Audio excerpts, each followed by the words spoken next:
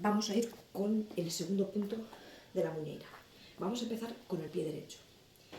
Entonces sería, abrimos adelante, bote, picado hacia atrás, picado hacia atrás, picado hacia atrás. Cambiamos de pie. Abrimos adelante, atrás, atrás, mira el sitio. Abrimos adelante, 1, 2, 3. Izquierdo, abrimos adelante, 1, 2, 3. Lo mismo con el izquierdo. Abrimos adelante, bote hacia atrás, picado atrás, picado atrás. Abrimos adelante, picado atrás, aquí en el sitio. Ahora lo que tenemos que hacer es movernos hacia un lado y hacia otro.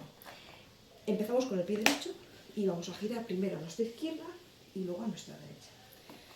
Abrimos adelante, atrás, giramos, giramos. Abrimos adelante, atrás, giramos, frente a la pareja. Pie izquierdo. Abrimos adelante, atrás, giramos, giramos. Abrimos adelante, atrás, atrás, pareja. Practicad.